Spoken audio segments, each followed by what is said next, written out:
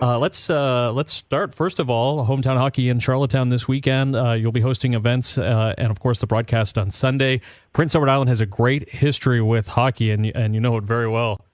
Well, Corey, you may know, I know a lot of, through Brad Richards was kind of really the conduit. When we did movie night in Canada in 2005, there was no hockey. The whole season was locked out.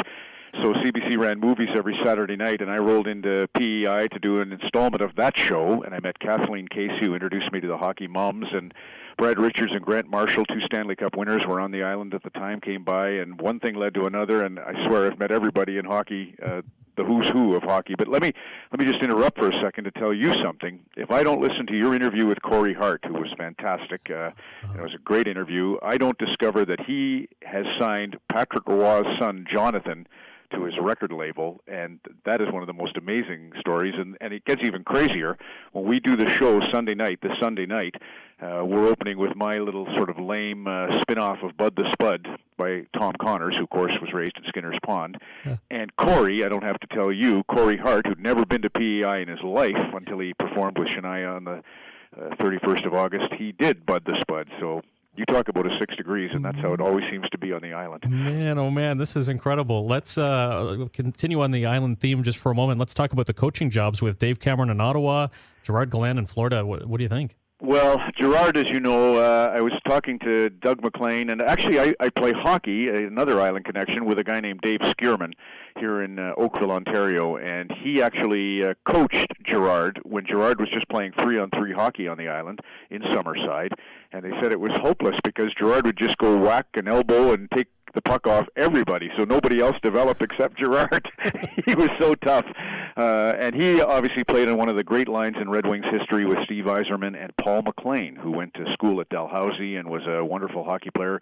Paul also played with Dale Howardchuk in Winnipeg and tore it up. But one year in Detroit, Gerard, Steve, and Paul MacLean registered 319 points, and that's the most by any line ever in Detroit, including all the great lines that Gordie Howe played on. And so Gerard, just a gem of a human being. You know, they call him Turk on the island, and everybody loves. And Florida's got some young superstars there, Nick Bukestad and Aaron Ekblad. I just think they're going to be great. And Dave, I've actually met, and I've met his brother, and I know the whole story of Kristen Cameron, who was a fine hockey player who was coaching at Mercyhurst and hit by a drunk driver, and she's on the rebound now and might just make the Paralympics in Brazil. So those are 2 wonderful hockey guys following in Doug MacLean's footsteps. So much has changed. You started in high school. I started in junior high in broadcasting. So much has changed in our careers. Let's talk about some of the changes in the league and different things on the ice that have changed since you started covering sports. Well, you know, it's funny, Corey. I was just in Moncton last weekend, and Charlie Bourgeois, when I broke in covering the Flames, he was a real mentor to me, had a light touch and really helpful. And I went to his golf tournament in 1987, and I was golfing with Errol Thompson, who's from the island. Mm-hmm. And I said, you know, things have really changed since you played with Lanny McDonald and Darryl Sidler. He says, oh, I don't know, Ron, still 4 corners, 3 zones, 2 nets, and a puck. And I just laughed at that. And, you know, even listening to the game last night, Montreal was rallying in their game, came back to win 3-2. And on the radio, they were bemoaning a couple of the penalties that were called. And, you know, it just never changes. But the broadcasting, that has changed. And you know the biggest change is probably social media. That's the one... I always say, Corey, I think our ethics are a little behind our technology right now. That's the one thing, if I were to say, you know, when we learned through teachers and books, we had time to digest, to ponder, to approach what we were going to do or say. Now it's so instantaneous that for me at least, I find, Corey, I've walked into a lot of trouble, if not through, you know, improperly communicating something myself, then by extension having someone else interpret it and tweet it and misrepresent it or mischaracterize it. That has been a challenge for all of us. Do you still referee? No, I stopped that same year I did movie night in Canada. Okay. I was so all over the country At the drop of a hat, we were like by meeting Kathleen Casey, who was the Speaker of the House in PEI, and realizing that the Hockey Mamas existed, and they were doing a tournament in New Glasgow, where John Sim is from, who will be on our show this weekend. Again, that's how it goes in hockey. But we decided to do an installment of Movie Night in Canada with the Hockey Mamas because they were going to play against Nova Scotia. So we went to New Glasgow and followed them to Halifax, and that's how it was that year. And I could not abide a refereeing schedule, and I got out of it. I was 23 years into my refereeing career, and I just didn't go back. I found that it was the new rules, that had changed, and it was 4 referees on the ice, and everything was just so Greek to me all of a sudden that I just went back to playing hockey, and that's what I do now twice a week in the beer leagues. Awesome. A couple of guys here wanted me to ask about what you would say to young people who want to become a referee and may shy away because of being yelled at from the stands, which is prevalent everywhere. Well, it would be the same advice I'd give to a young broadcaster. You will definitely have to have a thick skin.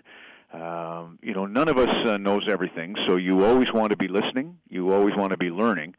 But the true gift of refereeing is that it's a great escape. It's 3 hours, let's say, if you're doing a higher level game, where you don't have a concern in the world other than where the puck is and whether that was somebody's safety compromised or a scoring chance denied.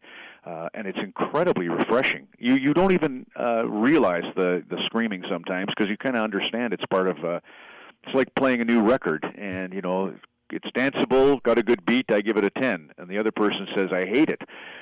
So you just realize in certain walks, like the arts and sport, there's going to be 2 sides to the story, and you'll roll through that soon. You will find that it's just a heated coach or a player ticked, and you won't take it so personally after a short while. But the joy of it, honestly, the sense of trying to manage a situation, to make a situation fair, and, like I say, the relaxation or recreation of it, the way you escape everything else in your life, it's well worth it. Do you think the NHL will expand in the East? I do. I don't know. They're not coming to Atlantic Canada. I do think they're going to Quebec.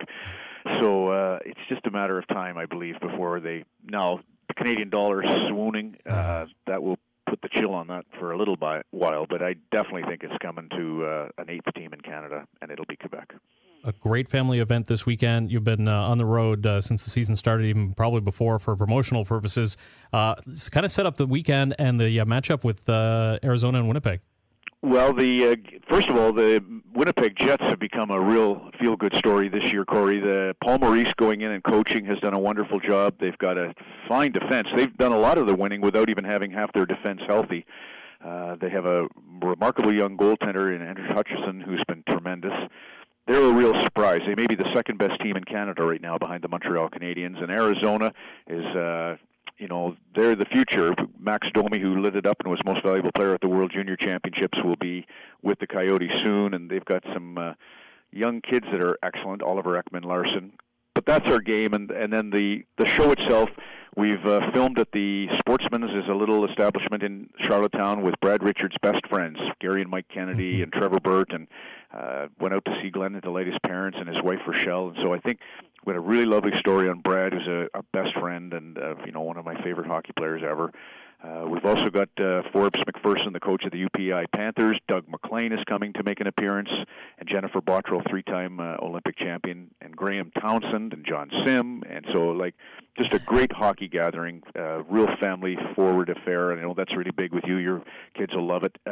Just lots for the kids to do, and lots of hockey talk for those who want that. This is awesome. Thank you for this time, and can't wait to see you down at the grounds and in around town, and we'll have a great time. Thanks a lot, Corey.